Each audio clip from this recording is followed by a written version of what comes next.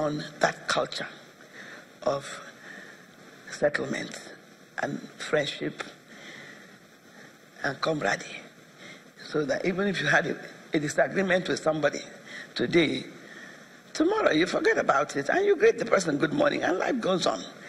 And you talk about it, you discuss, and you come to a compromise. There was never any fight or anything like that. And we'll miss him deeply. But we thank God that he lived a good life. So we know that you actually set up the CSC as the Capital Market Depository. How instrumental was he to that project of yours then? Oh, highly instrumental. You know why? Because there are certain bosses, certain people that are bosses, and you try to introduce something that they don't know about or they don't know much about. Maybe they've heard about it, but something new and completely different. They kick against it and they shut it down. That's American language. They just shut it down. No-go area. Apostle Alile was different, maybe because of his American orientation. And so he embraces anything new you introduce. He will tell you to explain it to him. And you'll explain it to him. He will understand at least about 3/4 of it. And you ask questions. And then the next thing we'll ask, you say, Indy, you think this is good for our market? He thinks more of the market than himself. You think this is good for the market? You say, yes, sir.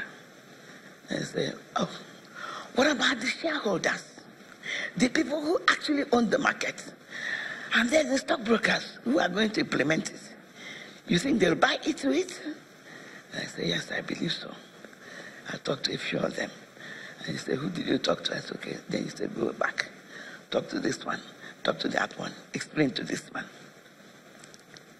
Within a couple of weeks, everybody has got the idea. And he doesn't sit there as a boss and say, okay, go ahead and do it. No, not Apostle Alile. Apostle Alile will follow everybody to learn how to do it and be an expert in it. Because he always told us, you cannot teach what you don't know. So he will not tell the brokers, you must do it this way and do it that way. If he doesn't know it, he taught all of us that you can't teach what you don't know. So you must learn it. So if you are the boss, you must learn it. That's the kind of person he is, and all of us learned from him.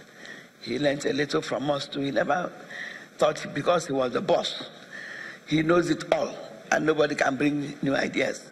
He never shut down any idea that I took to him. In terms of the qualities, the leadership qualities of Mr. Hayford Alile, what would you recommend for contemporary chief executive officers to learn from him? Just what I said before, that when you are a CEO, I tapped into it, and I think I did very well. When you're a CEO, it doesn't mean that because you are the head, you know everything. No. And that's the main problem in Nigeria. Many CEOs think they know it all. You bring an idea, they shut it down. Or they leave the person that brought the idea, the person, because he looks down on the person that is working for him.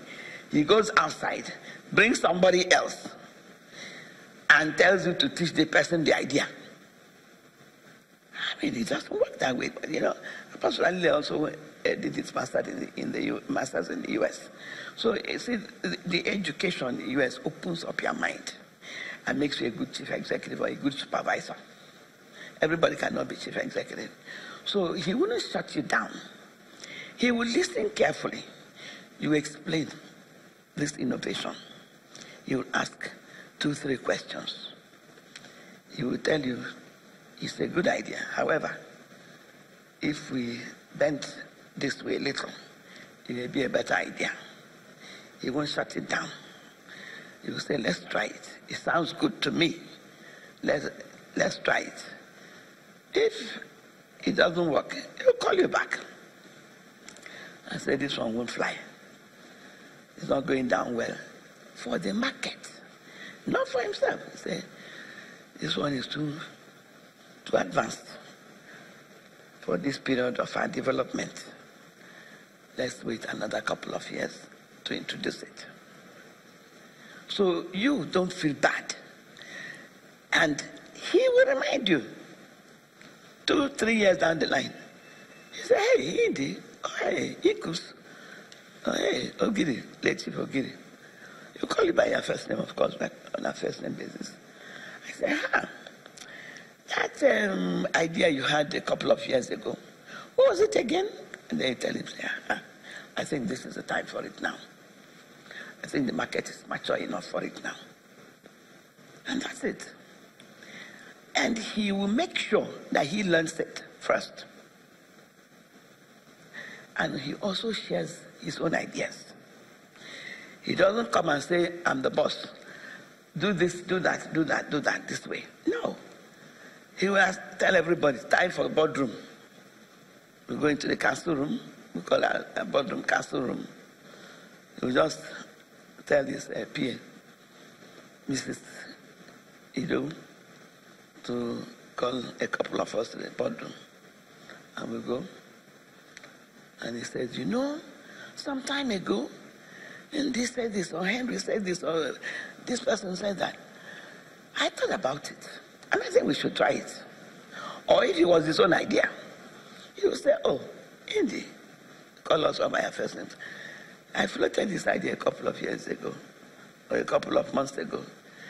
You people did not go for it. Are you ready for it now? You think have you thought about it? And invariably, he will say yes. Well, that's the legendary former Director General of the Nigerian Stock Exchange. Of course, she was also a Chief Executive Officer of the NSE because she really advocated the demutualization of the Nigerian Stock Exchange. After the break, we'll bring you some updates on the market and, of course, the session that stockbrokers had this week, brainstorming on how the capital market can better contribute to the development of the economy. Stay with us.